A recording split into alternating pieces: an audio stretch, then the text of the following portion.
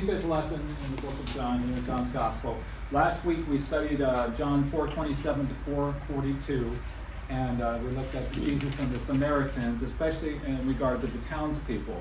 You remember that specifically, Jesus, his lesson to the disciples was regarding the spiritual harvest of the Samaritans who were probably pouring down the hillside there, coming to talk to him. And their response to the woman's testimony about Jesus, and how they all believed Jesus was the Christ, who was, they described as the Savior of the world, which is a pretty powerful statement for them to make. So it's very interesting also, I think, that we can say, at least it's not recorded, but I think it's probably true that not a single miracle was done in Samaria. Probably. At least it never states anything associated with it, which is pretty phenomenal when you think about it. That they just took him for his word. It's kind of going to be an important aspect of what we're going to talk about this morning as well. But just keep that in mind, that there is no recorded miracle associated with the Samaritan ministry there. All right, let's look at starting today's lesson. We're going to start with this section here. We're going to try and finish through the end of the chapter. 4:43 to 4:45. John or Laura? After the 2 days, he left for Galilee. Now Jesus himself had pointed out that a prophet has no honor in his own country. When he arrived in Galilee, the Galileans welcomed him. They had seen all that he had done in Jerusalem at the Passover feast, for they had also been there. Okay. So, just start taking this one apart a little bit. This is after 2 days. This is after the 2 days. He said he was going to remain there in Samaria, right? 2 days, and this is where they got a chance to really discourse with him and find out a lot of the details about him. And they consequently all believed on him. Now it says that the 2 days he departed, which I just look at this as just simple. It's a simple factoid. It's a statement of fact, historical fact. Okay, he's gone into Galilee. Now, hey, Peggy, is Brent coming too? Yeah. Okay, great. He took the elevator. Oh, okay.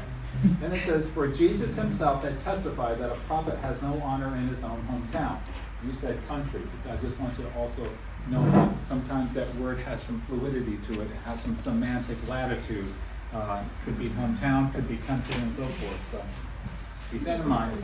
Now, half of the English translations where we say, like in the ESV, hey, come on in, it says, for Jesus himself had testified. Others will say, like, now, and so forth. So it's a word that has, again, some flexibility. But the essence of the word is that it sort of has a reason, it gives a reason. In other words, it's sort of like because of this.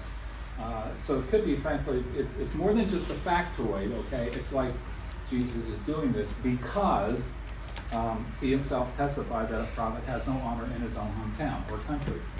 It would seem a little bit on the strange side to go to Galilee. He's going up to Galilee, and it's like because he will get no honor there in his hometown. It seems like a strange thing to think or say, right? It's kind of awkward. But we don't.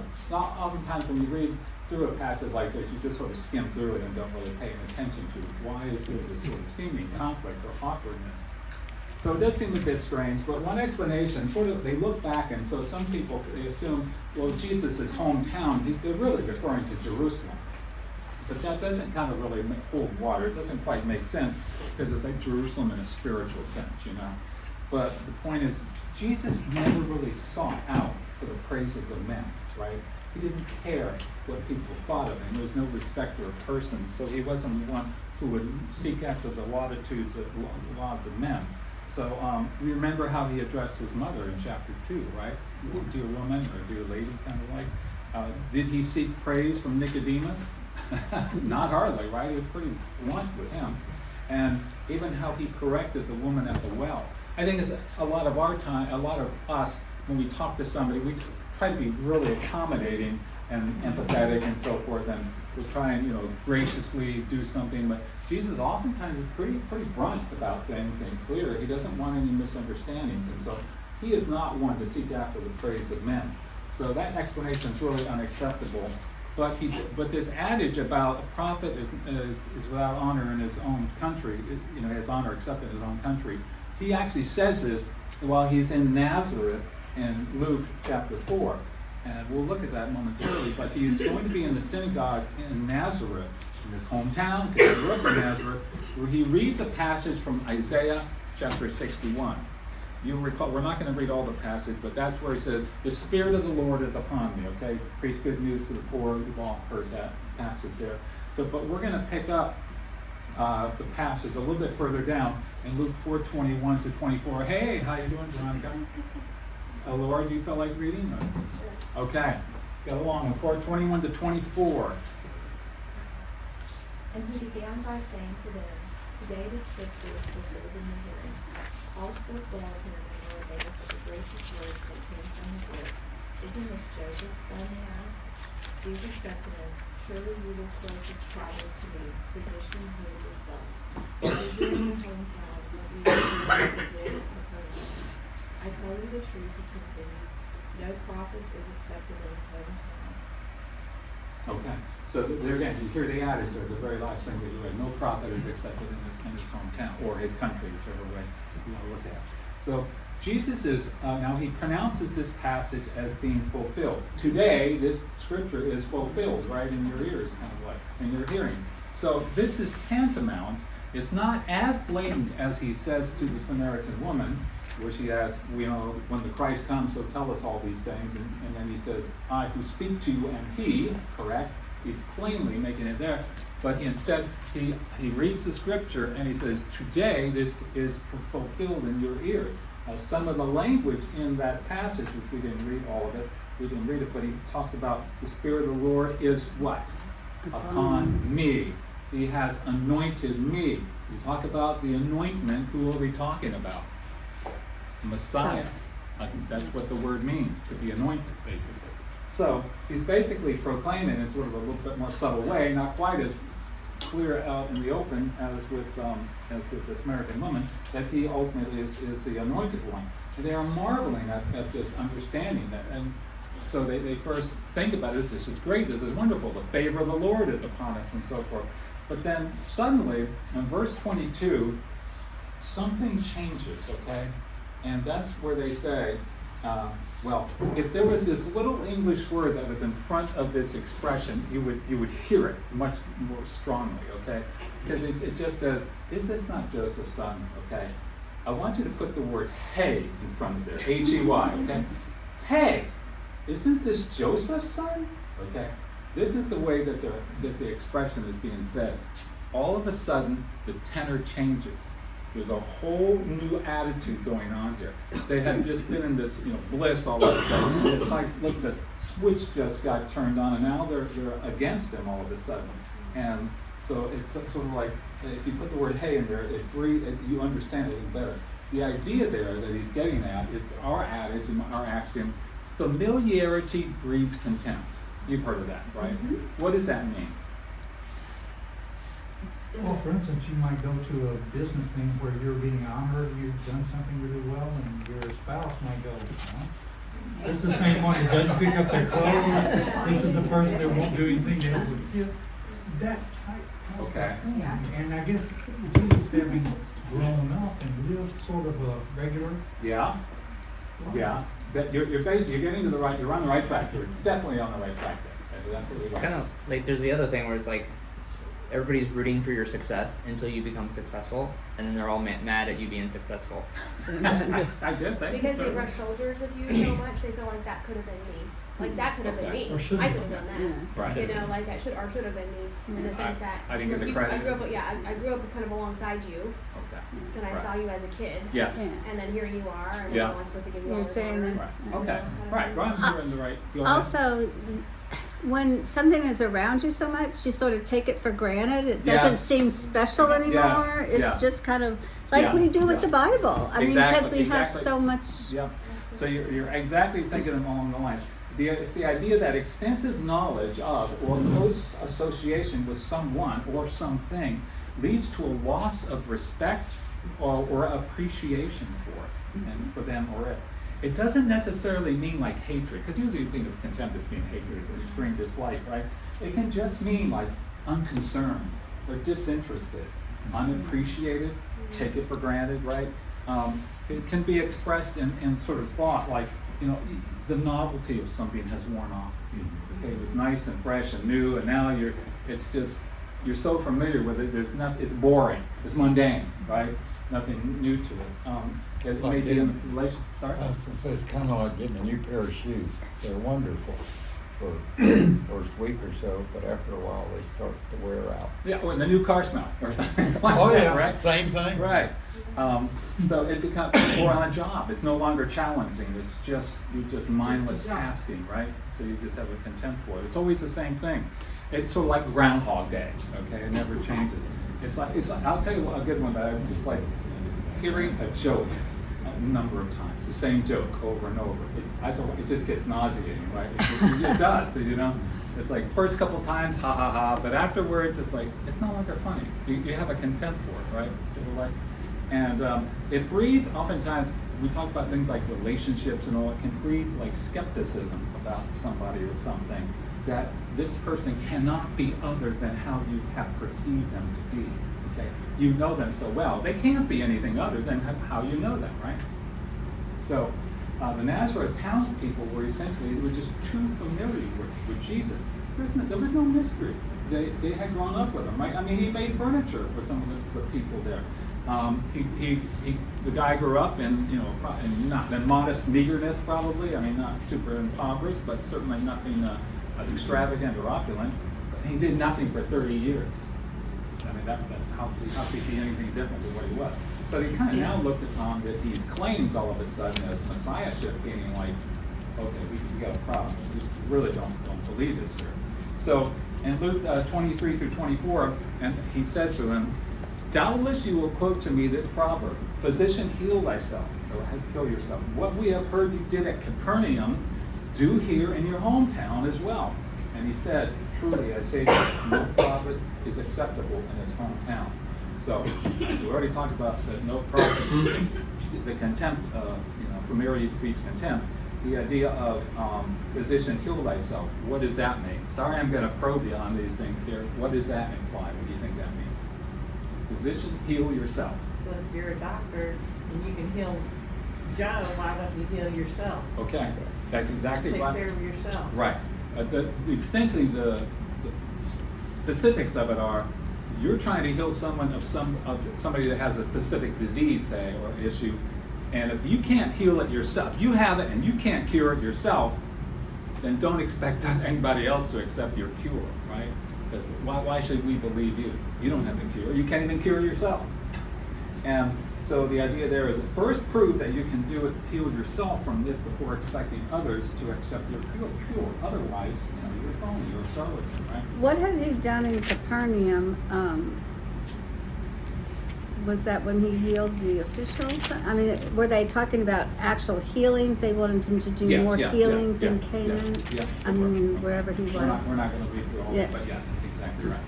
So he does, and that's when he adds this idea of what you have heard in Capernaum, do here in Nazareth too. Meaning that since you did all this healing, all these miracles over there in Capernaum, well, we expect to see some here in Nazareth as well, right? You expect us and others to believe what you say, you've got to show it here. So they expected him to do performance, is what they were expecting. If you're going to play the Messiah card, you better prove it to the homies first, okay? That's really what they're saying. But Jesus would never subject himself, okay, to the demands of men or to their belief requirements, to their skepticism, okay? He's not going to try and overcome their unbelief.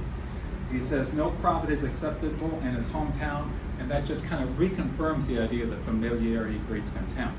If you know somebody so well that you no longer have, you can believe them to be anything other than what you're familiar with them to be, you don't believe it. So they don't have the honor that they're due.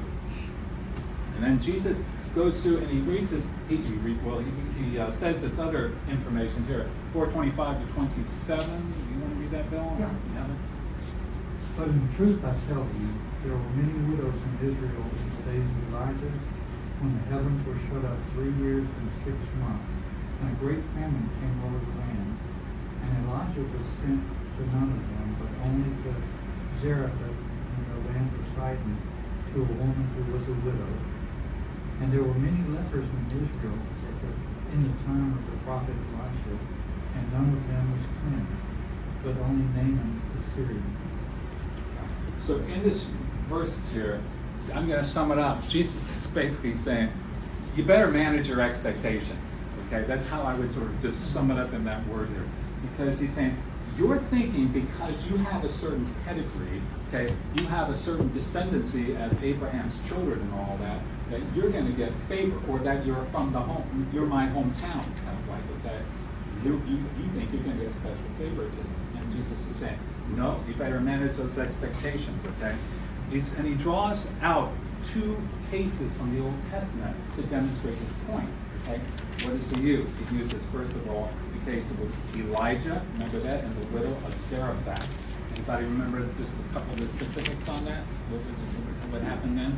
He kept the oil in her jar and the flour. Yes, exactly in her right. pail. Provided the oil and flour, basically kept her alive during this famine period, right? And what about Elisha and the leper Naaman?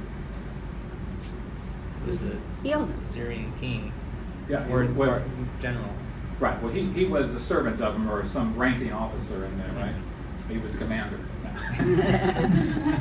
All right, but anyway, but he had leprosy, right? And the servant girl says, I know, you can go to Elisha, and he's in Syria, and he's got to travel all the way down there, and he's told, go wash in, what is it, Jordan The River, Jordan. whatever, 7 times or something. He's saying, it's stinking Jordan River, I don't want to go there. But he's convinced otherwise to do it, and he does it, and then, voila, everything, he's fine after that. So the point is that Jesus says there were other widows, okay, and they were Jews, they were Israelites, basically. There were other lepers, they were Jews, they were Israelites. Did God choose them? Did he bring his favor upon them at this time? No, he didn't, okay? Manage your expectations, okay? These people were not honoring the prophet at that time. It was during the period, a lot of apostasy during that time, and God just chose to show he can bestow his favor on whomever he chooses and pleases to do. So don't just think you deserve it. I think we still think that way. That, Yes. just because we pray to God, he's obligated to heal or obligated to answer our prayers in the way we want. And, he doesn't always. And Yeah. Right, and I think we also can get that attitude in ourselves of this sort of tepid lukewarmness that we have to the Lord. Remember Revelation 2:4. Ms. Lindsay, do you have that? Or, yet I hold this against you. You have forsaken the love you had at first. Right, so this is in the church at Ephesians, it's a letter to them basically. It says they were all excited, remember, they were all passionate about their service to the Lord. But now it's gotten lukewarm, it's gotten tepid, it's even gotten a little cold, you might say. And that can happen to all of us, right? We can have that same attitude whereby we just sort of have a bit of contempt for what we once really appreciated and loved. So the Nazareth townfolk, after Jesus had told them this, what was their reaction, if I remember? They drove him out of town. They were infuriated, okay? They didn't just drive him out of Trying town. to stone him or push him They off a cliff. wanted to drive him off of a cliff. They wanted to throw him over the town cliff and kill him, okay? But he walked in the midst of them, basically. So they knew what he was saying, clearly.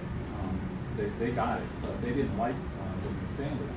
And as we talked about, Greek word for hometown, because essentially you write country over there first, John, so it can mean like country. So when we look at Jesus uses the word hometown, when he's describing this stuff with Elijah and Elisha, it really means the home country and so forth. So likewise, when we get back to our John passage here, kind of return back to that.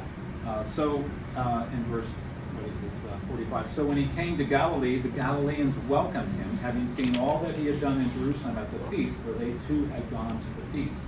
So again, we're back to our thing here. Jesus is telling them, for a prophet, he gets honor except in his home country. And then it says, so when he came to Galilee, the Galileans welcomed him. So it just seems like kind of a strange set of events and sequences. So again, the English may kind of hide some things that are a little bit more clear in some of in the Greek language, for instance. So the word "so" there, you can look at it as being more like because, or the idea that this explains, which explains what. Yeah. I just thought in today's world with the political world, if somebody comes to prominence, the media starts getting into the childhood, into the past, Yeah. all those little things that they did before they became famous. or Senatorial or something. presidential or whatever. Yeah, people are. Yeah, yeah. For those things. So maybe they can bring up some contempt for a person. In a way. That's what I'm assuming you're kind of getting at, but, okay. Correct me if I'm wrong. Or you look, okay. Anyway, all right.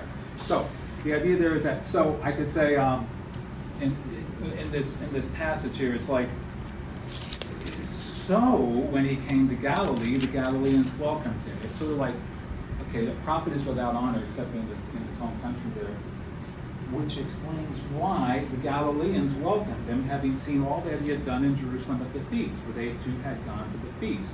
Okay, so again, it's sort of, there's a connectedness to all these verses here that's not as clear in the English, is what I'm getting at. But it's saying there as a cause and effect. Okay, a prophet is not. What is the language? So I keep messing up. A prophet has no honor in his hometown. In his own country. Okay, so, which is why, okay, the Galileans welcomed him, which is kind of like, well, doesn't he want welcome? Isn't that the very thing that, you know, he was sort of expecting to get honored? But we have to read a little bit further about what this all means. So I'm going to tie it up here a bit, but it's all connected here.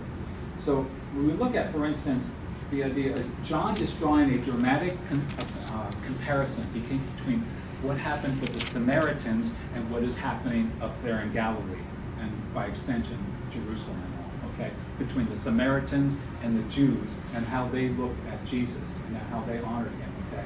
So when the Samaritans, when they talked to Jesus and all, did they, it was an unqualified, unopposed, open-hearted success, right? They accepted him as Christ and Jesus, and it was remarkable. Did they oppose him in any way? No. They asked him to stay. Sorry? They asked him to stay. Exactly. They didn't thwart him, okay? They didn't challenge him. They weren't resisting him, okay? They didn't try to attack him. So, and also, think about this. When Jesus talked to the Samaritans, he actually, because he corrected the woman on the issue of the place of worship, you remember that? And he said, you Samaritans don't even know what you worship, right? I mean, talk about insulting. I would think that would have been a trigger there. But it was like he was telling them the truth. And they honored that, and they learned from that, and they took it to heart, okay? So this is how they treated Jesus. And without seeing any signs. And without seeing any miracles, right. And then now we get back up to Judea, and we get, what do we learn? With these Galileans, they had gone down to the feast in Jerusalem, where they had seen all of these signs, okay?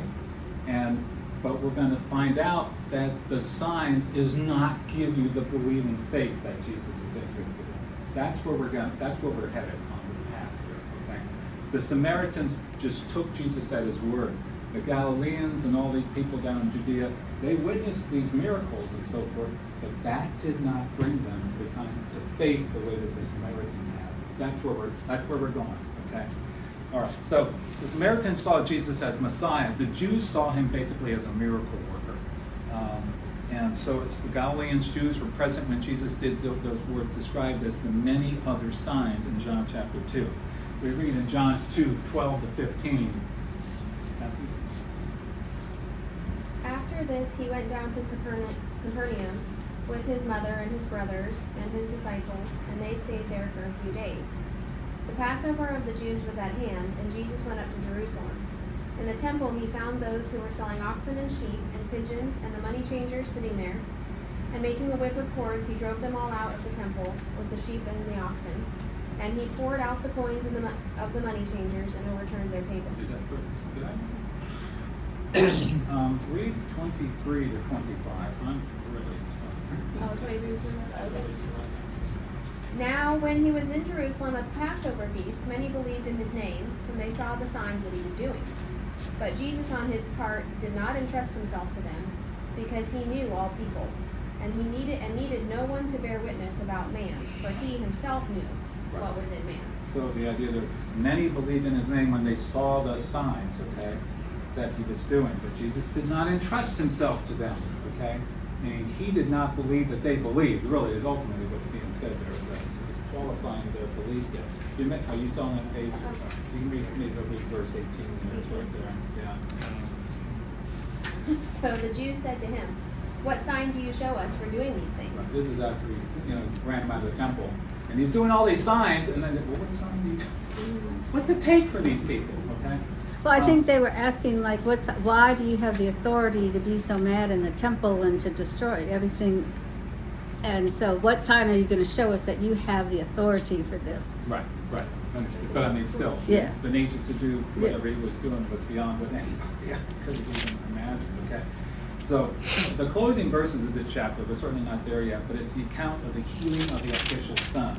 And it's going to be tied up in this idea of the signs and stuff. So hang with me, we're going to get there, okay?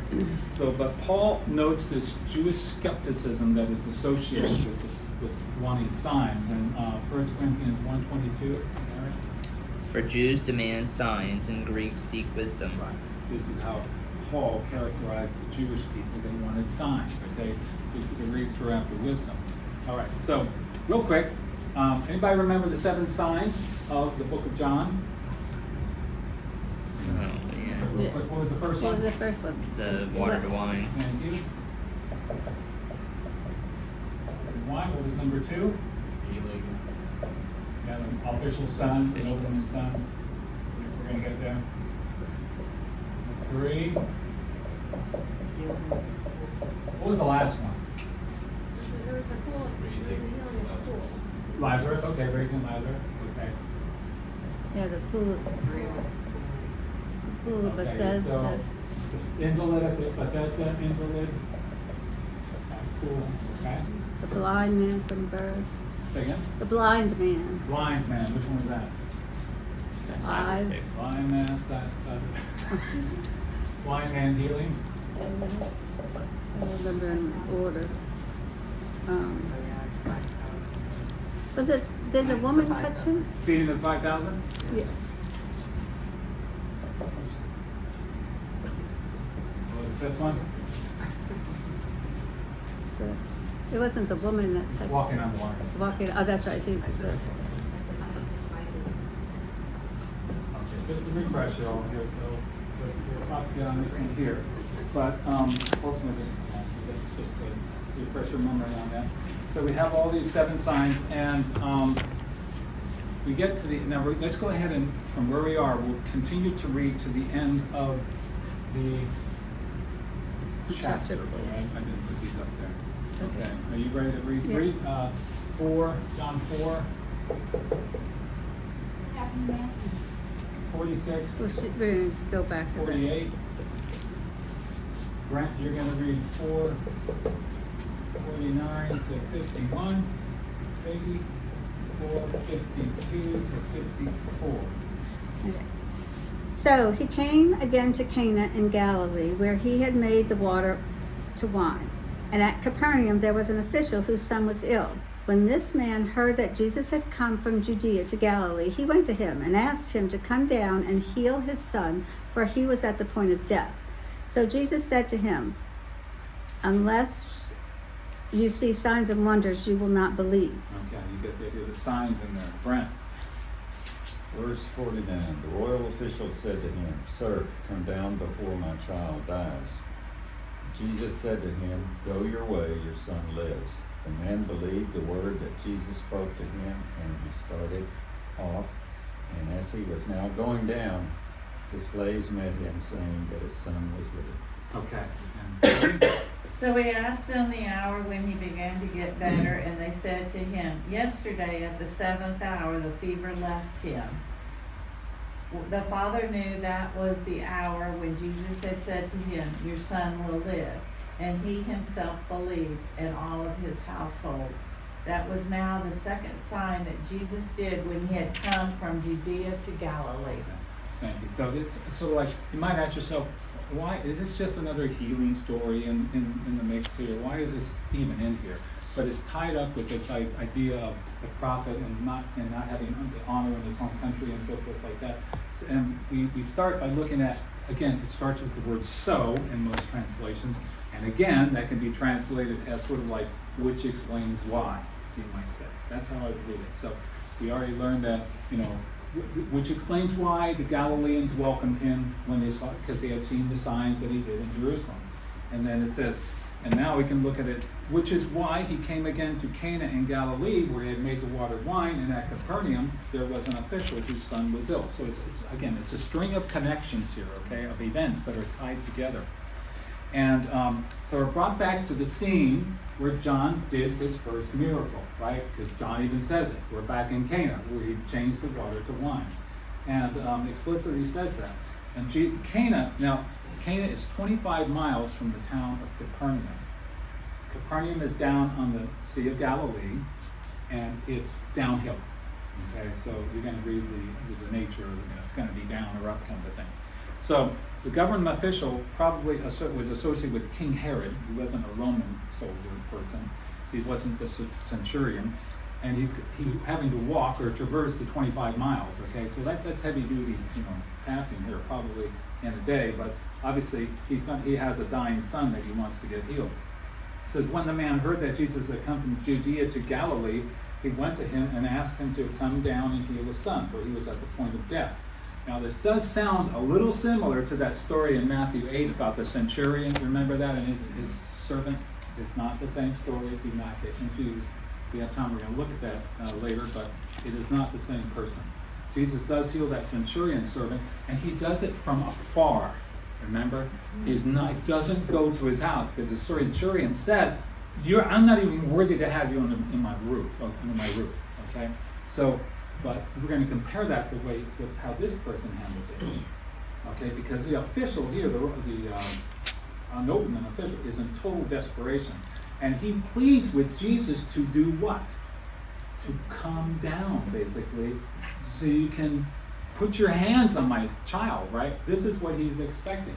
He doesn't have the understanding that Jesus can heal from afar, okay? He doesn't perceive that power to him. Who was 48 to? Is it to the soldier, or is it to just a group of people? In verse 48? Or just in general? Yeah, 48. Yeah, just 48. So Jesus says, good question, okay? Very good question, because that's where I'm right now. So Jesus said to him, unless you see signs and wonders, you will not believe. Now he says it to him, but, pardon? The official? Yes. Okay. But what he says is plural. Yeah, mine says Yours says plural. Yeah. So yeah, so he's talking to him, but he's using it for everybody. Kind of like the Sermon on the Mount when he's saying he's Exactly. talking to his disciples, but everybody was. Yes. Okay. Right, exactly. Gotcha. So Jesus said to him, unless you all see signs and wonders, you will not believe. Okay, it's a plural. He's telling everybody. And so he's really harping on this idea. You're so sign focused and all, you can't see who's doing it. But surely the soldier believed, or he wouldn't have made the trek up there to. Or he's saying, you really don't believe. Well, But then he says at the end that he now believes. right, so- let's just say it was his last hope. Okay, I think that's what we're at. He Okay. didn't have anything else to go on. Gotcha. All right. So, and if he had some other options, he probably would have exercised it. But he was at the, Yeah, he he's saying had you're not here nothing because else. you truly believe in me. You're here because there's no other option. Yeah, exactly, Okay. right. So the message is that miracle dependent faith does not produce a genuine faith. That's really what we're getting at. So instead, it's faulty. It can be flawed. It's substandard. It's shallow. It doesn't endure trials and all, and it sees the miracle rather than the one doing the miracle. Had the official not had this dire need for having a miracle done, he wouldn't have had any interest in Jesus. Okay, so saying that should not be the basis for a faith. It does not honor the one who's doing the sign and the wonder.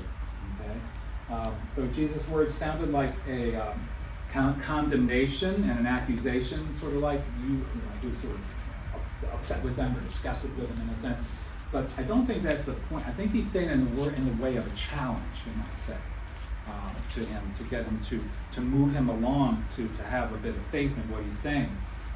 It's sort of like saying, become more like the Samaritans, okay, without sort of saying it. So the official said to him, "Sir, come down before my child dies." So he's kind of at the breaking point, right? He's pleading with Jesus, come down to Capernaum to heal the child. And it almost seems like he's cutting Jesus off mid-conversation. Just stop. I need you down here, okay? The man has a limited presence-based understanding of Jesus' miraculous ability. So, again, he wanted Jesus there. Lay hands on him. Do something, right? He doesn't ponder to think about that Jesus guy. If you got the power to cure it, it can be a little bit... You can be a distance away from it to have an effect, right? And Jesus says to him, go, your son will live. And then it says, the man believed the word that Jesus spoke to him and went on his way. All right, so Jesus calmly tells him to depart and his son will live. So now this guy needs to make a decision, right? He could continue begging, right, for help, or in which case the child is going to die, or he can do what? He can be obedient, right, and believe, basically take Jesus at his word. Do what he said, okay? He's at the last straw. Jesus basically denied that he was going to go to me. He didn't say it, but he's basically saying, I'm not going down there. He's saying, go, and your child will live. So does he simply believe it and take Jesus at his word? Will he return and trust, return back home and trust what Jesus said? So he doesn't get to see the miracle, right? But we know that it happens because, and interesting, Jesus never says, I will heal him, okay? He never says specifically that language, but he says your son will live. And the man heads back on the 25-mile journey. This is going to take a day's walk. It's going to take a while, okay? His faith, you might say, but just a tiny seed of faith, okay? There's not a whole lot there, but he's going to trust Jesus' words at this point. And then it says, and as he was going down, his servants met him and told him his son was recovering, so he asked them of the hour and so forth. And he finds out this was the exact time, basically, that Jesus said, go, your son will live, right? So Cana's up in the hills, Capernaum down in the Sea of Galilee. His servants met him probably midway to tell him about the son's miraculous recovery.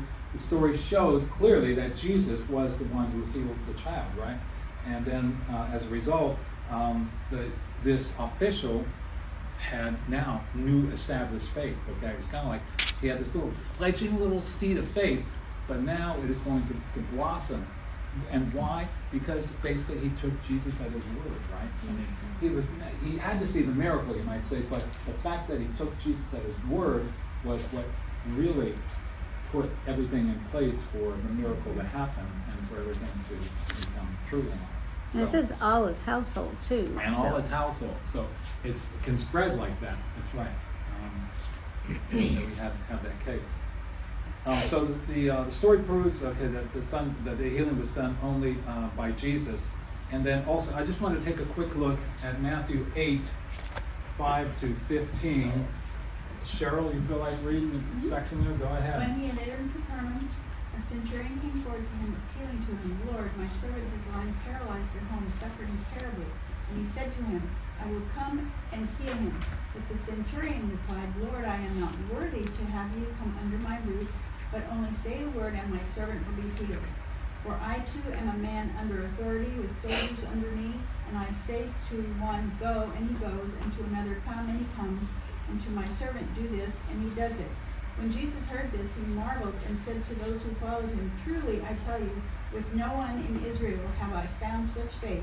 I tell you, many will come from east and west and recline at table with Abraham, Isaac, and Jacob in the kingdom of heaven, while the sons of the kingdom will be thrown into outer darkness. Yes, outer darkness.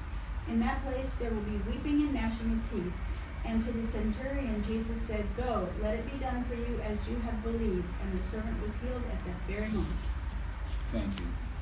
Was there a vast difference between the trusting and Jesus' words in these two cases? Absolutely. Yes. Oh, 100%. it's night and day, right? I mean, it's just staggering.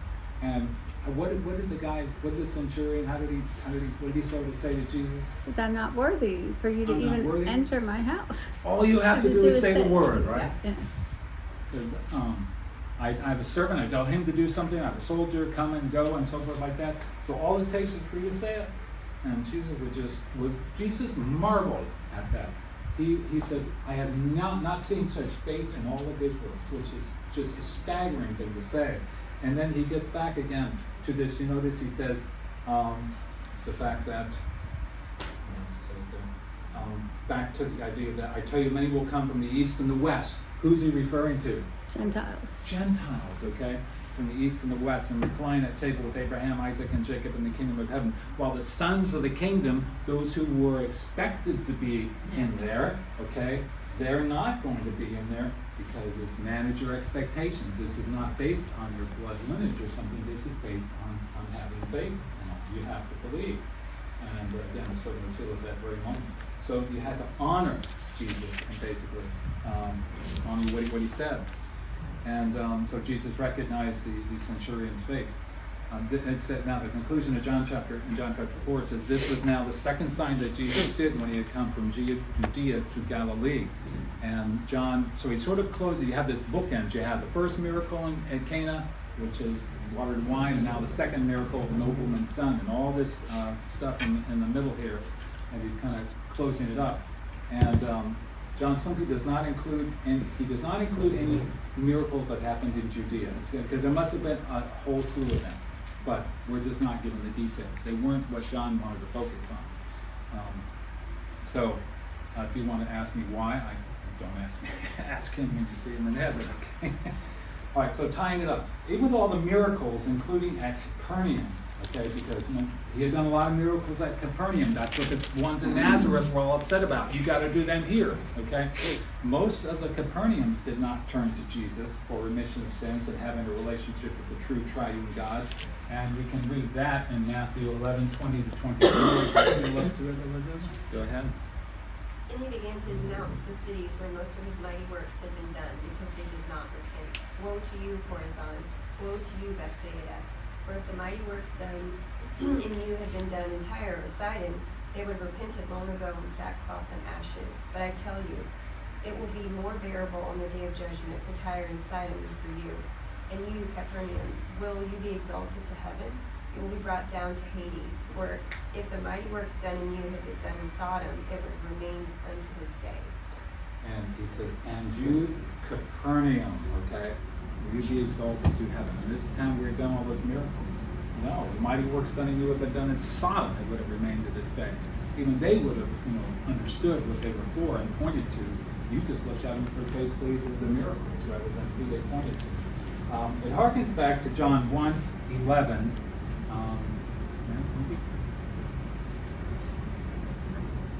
He came to his own, and his own people, and did not receive him. Kind of referring to the Jewish people who did not receive him. And so we compare again. We look at John is contrasting what happened at the Samaritan interlude and now what happens with his own people. Okay, so it's a big kind of lesson for us to take to heart, to not just trust in the miraculous. I mean, it's wonderful that we have them. They certainly help to substantiate our faith, but our faith is not built on the miraculous things. So certainly we ought not to be those who go seeking miracles and so forth, miracle workers. Yeah. I think it's also just really hitting home the fact that Israel is no longer God's chosen people in the new covenant, but it's only those are physical people are no longer, there's no chosen nation, there's no physical chosen nation anymore. It's only those who believe and repent from all ends of the earth. Right. And so I think it's really important to remember that. There's no specific people group physically in blood that have a nationality of we're chosen. Right. And so that's really, in every miracle he did here, in my study section here it says, the official was probably a Gentile centurion. Jesus brings the gospel to a respected Jewish teacher, an outcast Samaritan woman, and now an official working for the Roman government. And the point being that the gospel is meant for everyone in the world. Yeah. Some they'll argue with this was one of Herod's people or something like that.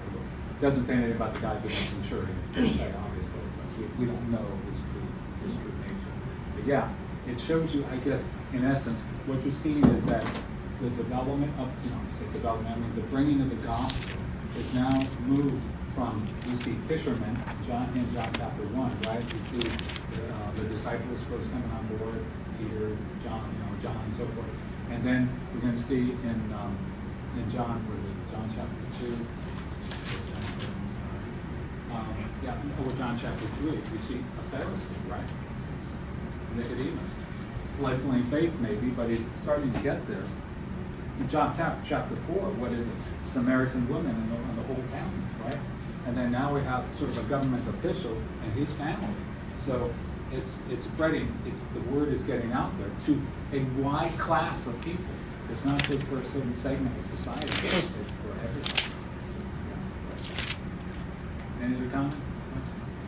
Where is the verse that says, go in Judea and Samaria and to the ends of the earth?